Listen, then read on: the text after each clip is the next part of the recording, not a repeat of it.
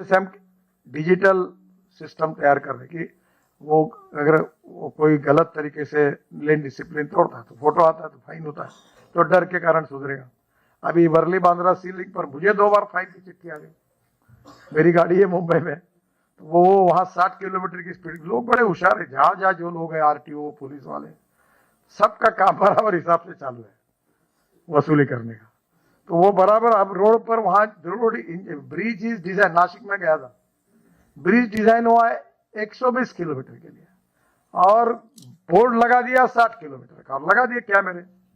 अब लोग जा रहे, खाली रोड है, 80-90 के स्पीड से गए, आया का रोको पैसा निकालो। तो ये जो आपको ये जो प्रॉब्लम्स है वो समझते हुए आपको उपाय योजना करनी होगी। और मुझे लगता है धीरे धीरे लोगों को, जनरेशन को एजुकेशन करने के लिए जो बात आपने की कि बच्चों को पढ़ाना, उनको समझाना, तो ये जो आपका प्रोजेक्ट है, अच्छी फिल्म तैयार की आपने, तो ये निश्चित रूप से ह्यूमन बिहेवियर, ये इसका समस्या है। कानून के प्रति डर भी नहीं और सम्मान भी नहीं। अब मुझे बताते आपको शर्म आ रही, पर मैं भी इस व्यवस्था से तैयार हुआ। मैं स्टूडेंट लीडर था यूनिवर्सिटी का। अब उस समय गाड़ी तो दूर है, कुछ नहीं, एक स्कूटर मिली एक विद्यार्थी के पास थी हॉस्टल में, तो उसी पे जाते थे। मैं प्रेसिडेंट के लिए खड़ा था। अब एक समय 2 लोग जाना मुश्किल था, तो 4 लोग बैठे थे स्कूटर पर। चौथे को बैठा था, तू नंबर प्लेट पे हाथ रख। वो टायर पे बैठ के हाथ रख, पूरे रोड से जाते थे, क्योंकि नंबर प्लेट पे हाथ रखने से पुलिस को नंबर ही नहीं पता चलता। अब वो समझ में नहीं आया उस उम्र में कि हम क्या कर रहे हैं, क्योंकि वो उस समय की व्यवस्था में परिस्थिति वैसी थी। धीरे धीरे लोगों को इसका महत्व समझाना आप जैसे कार्यक्रमों के द्वारा अब समझ रहा है, लोगों में अवेयरनेस पैदा हो रहा है। और इसके कारण कोई, देखो, दंगे में लोग नहीं मरते, लड़ाई में नहीं मरते, कोविड में नहीं मरते, इससे कई गुना ज्यादा लोग रोड एक्सीडेंट में मर रहे हैं। हम वर्ल्ड में पहले नंबर पर पहुंचे, और ये इतने 1,68,000, ये कम है। और इसलिए अब लोगों को, जिनके घर में होता है, उनको भी पता चलता है कि भाई ये अच्छा नहीं है। तो मुझे लगता है इसलिए जो अवेयरनेस का प्रोग्राम है, एजुकेशन का है, वो भी अच्छा है। और इन्फोर्समेंट और इमरजेंसी, ये तब आता है कि जब ये घटना होती है, तो ये हो ही नहीं, तो इसकी जरूरत नहीं पड़ेगी। तो आज हमने ऑर्गन ट्रांसप्लांटेशन के लिए वो लाइसेंस पे लिखना शुरू किया है, ताकि दूसरे लोगों को जान मिले। और ये जो इमरजेंसी में, अभी तो एयर एम्बुलेंस तक की हमारे इसमें हेलीपैड बना रहे हैं, ताकि हम तुरंत एक्शन वालों को हेलीकॉप्टर में रखकर हॉस्पिटल में पहुंचाएंगे। तो ये करेंगे ही, पर क्या हम ये करें कि इसकी नौबत ही ना आए। हमारे ब्लैक स्पॉट्स हम अच्छे करें, रोड इंजीनियरिंग की गलतियां सुधार दें, हमारे ऑटोमोबाइल इंजीनियरिंग में इतना सुधार करें कि कोई संभावना न हो किसी की मृत्यु की।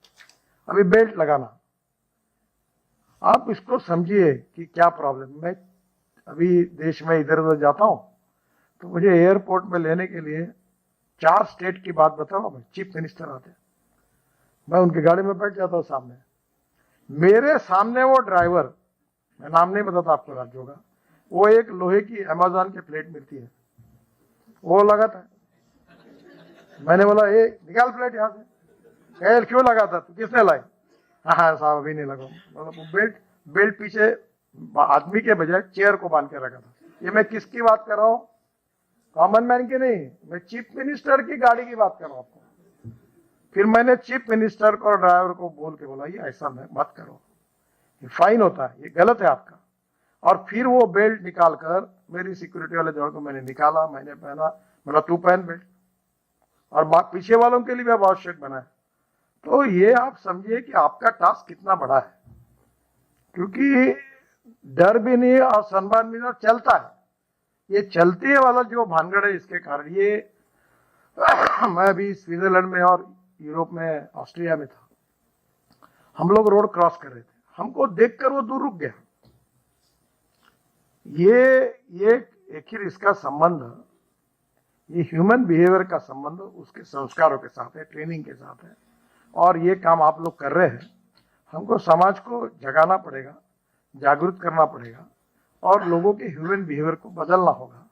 और इसके बाद भी अगर एक्सीडेंट्स होते हैं तो उनको मदद करने के लिए हमको आगे आकर उनकी जान बचानी होगी। तो मैं आपको निश्चित रूप से इस बात का अनुरोध करूंगा कि 10 साल के बाद एक ध्यान में जो मुझे बातें आई और आपके साथ जो बहुत अच्छे अच्छे लोग जो रिटायर्ड है, काम कर चुके हैं, तो ये सिलेबस बनाकर आप रोड सेफ्टी ऑडिट में और पब्लिक को, लड़कों को ट्रेन करने में, ये अगर आप करेंगे तो इसका बहुत अच्छा परिणाम हो सकता है। बाकी आप जो प्रयास करें वो भी बहुत स्वागतार्ह है, उसके कारण भी होगा। सब्जेक्ट काफ़ी लोगों तक गया है, लोगों को ये समझ में आ रहा है कि ये बहुत इम्पोर्टेंट है, इसमें हम सब लोगों ने चिंता करनी चाहिए। और सब्जेक्ट काफ़ी लोगों तक गया है, लोगों को ये समझ में आ रहा है कि ये बहुत इम्पोर्टेंट है, इसमें हम सब लोगों ने चिंता करनी चाहिए। और थोड़ा थोड़ा बदल तो हुआ है, पर 1.5 लाख लोग मरते थे, मेरे कार्यकाल में अब 1,68,000 हुए, तो कम होने के बजाय बढ़े। और अभी हमारे यहाँ, मुझे भी अच्छा नहीं लगता बोलना, एक स्टैटिस्टिक डिपार्टमेंट था, वो एक्सीडेंट का रिपोर्ट करते थे हमको 7 साल के बाद। मैंने कहा सेक्रेटरी को, आप एक्सीडेंट कम होना पर इनको पहले बिल्डिंग से हटा दो।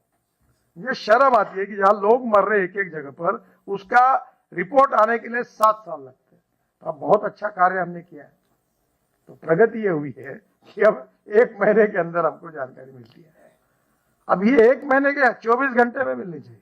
If the mistake is from the road department, immediately rectify होनी चाहिए। ये संवेदनशीलता है। तो हम हमारी गलतियों को सुधारने की भी कोशिश कर रहे हैं और इसको सुधार करने की कोशिश कर रहे हैं, पर समाज के सहयोग के बिना ये प्रॉब्लम सॉल्व नहीं होगा। और इसलिए आप लोगों ने जो इंटरनेशनल रोड फेडरेशन है, अलग अलग प्रकार के कार्यक्रम कर रहे हैं, जिसमें हमने 2030 तक 50% एक्सीडेंट कम करने का जो निर्णय किया है, मुझे लगता है आप सबके सहयोग से और जनता के सहयोग से हम निश्चित रूप से ये काम कर पाएंगे। बीच में वर्ल्ड बैंक के वाइस प्रेसिडेंट हैं, उनका डेथ हो गया, वो मुझे बार बार मिलते थे और बहुत अच्छा काम करते थे। उन्होंने तमिलनाडु सरकार के साथ एक प्रोजेक्ट किया और 50% वहां एक्सीडेंट्स कम हुए। तो मुझे लगता है ये कठिन है पर असंभव नहीं है।